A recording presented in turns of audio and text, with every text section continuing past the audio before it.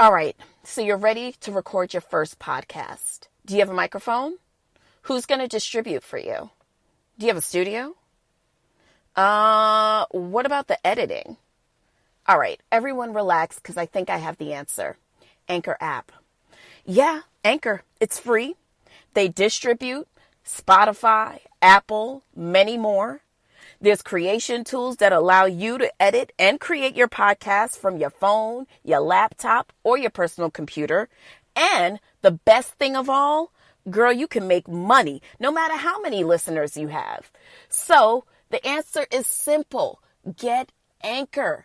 Anchor FM app. Go find it now. Tell them a seat at the table sent you. You are tuned in to an all-new episode of A Seat at the Table podcast. Let's go. All right, so we're actually recording right now. This is not like a pretend record. We're recording. You guys, I debated for some time as to whether or not I was going to even record today's episode. I'm so, I will say this, when the enemy can't come for anything else, he certainly will come for your mental state.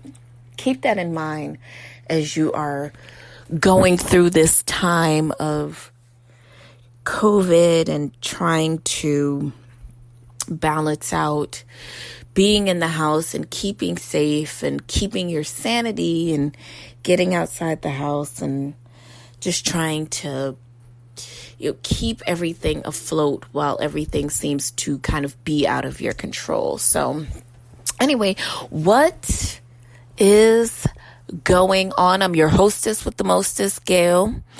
This is episode 108.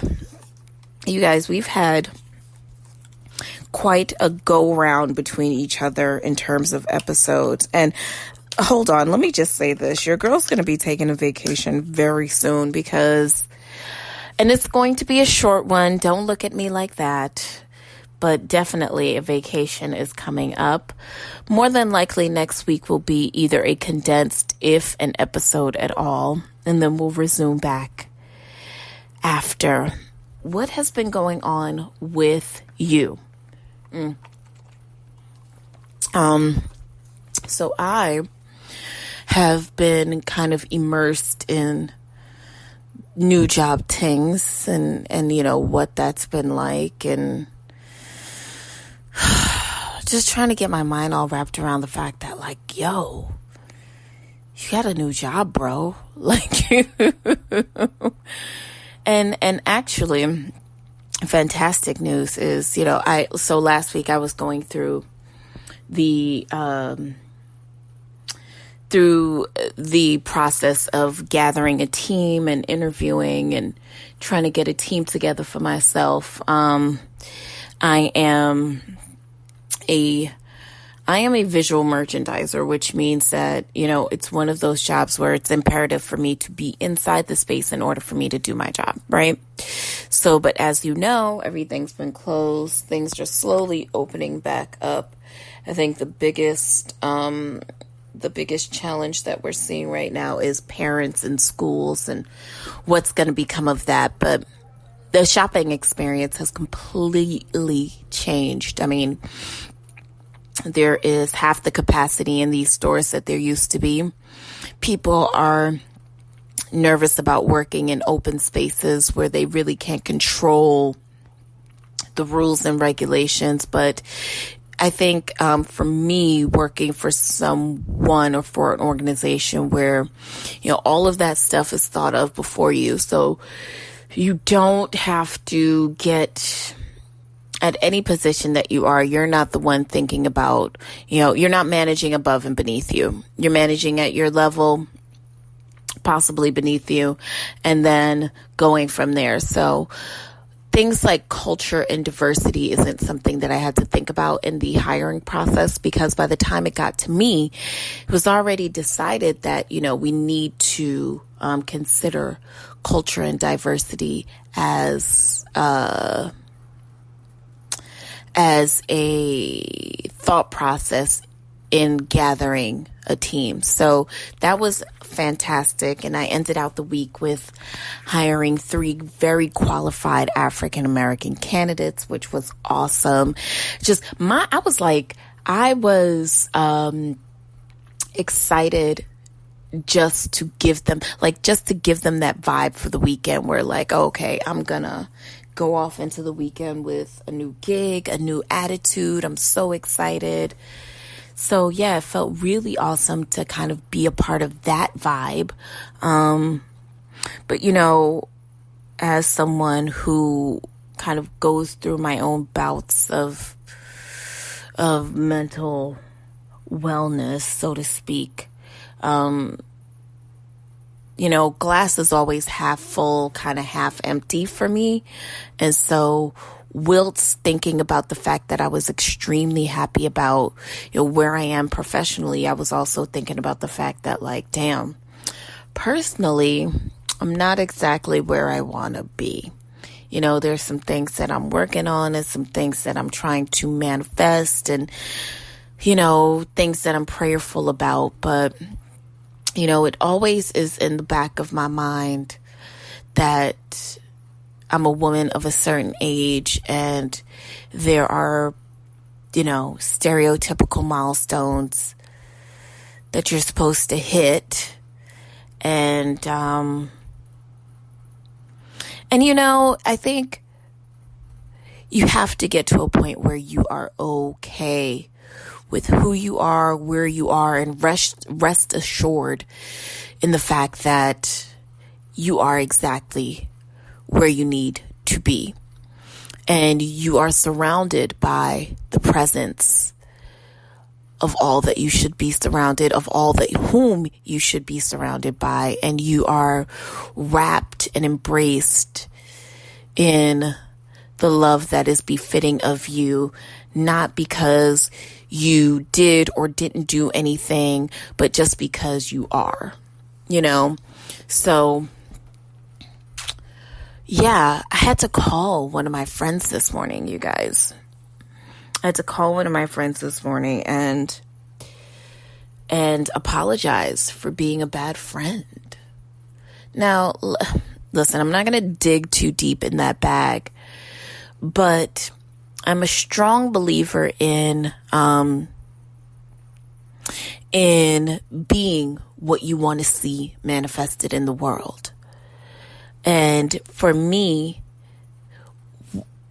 the energy and the vibe that I'm on right now is that I would like to see more extensions of empathy happening in the world, more love happening, all levels of love, familial, platonic, romantic, whatever it is.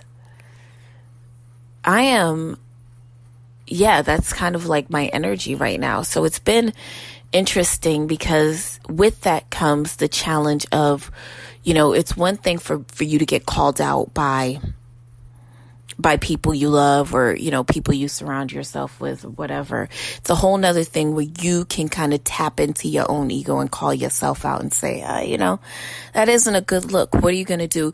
Are you going to, one of my bad habits is to, one of the forced habits that I have, not forced, but one of the ways that I grew up is that, you know the vibe of like, you don't really say sorry. You don't really even acknowledge that you did something wrong. You kind of just like, you want a sandwich or, you kind of just like brush over it, and when I say you want a sandwich, I almost mean like you're extending that to the other person. Like I come from a place where we didn't often acknowledge that we've done something to hurt the other person or that we are hurting ourselves. We just kind of swept it and moved on to the next subject. So for me, a lot of times when I do something wrong, it often kind of masks itself with shame. And if you've been a fan of this show for some time, you know that there's a difference between being guilty of something and feeling shame about it. Guilt tells you that you have done something wrong. Shame tells you that you are, in fact, wrong. So it's interesting to deal with those two dynamics of the guilt and the shame and say, you know what, I'm going to tap into a place where not only is there guilt and shame, but there's also pride, a level of pride to say, hey, you know what, I might have done something offensive. And even though that wasn't my intention, I should still acknowledge it, because my intention is never to hurt, you know? So it went over very well. And, you know, this is somebody that I've known for more than half my life at this point. So, you know, we were able to kind of laugh it off. And, you know, sometimes it's not always that easy. Sometimes you have to kind of like dig in and really challenge yourself on the sorry. Yeah, why is sorry so hard? Why is sorry so hard? You know, my little baby niece, she's probably about, oh my God. She is probably about 18, 19 months. And she, you know, she's discovering phonics right now, and words are coming to her, no and mine and thank you and sorry. And sorry is the most interesting one to me, because it's interesting that even at a baby's age, she knows how to use it. She understands it.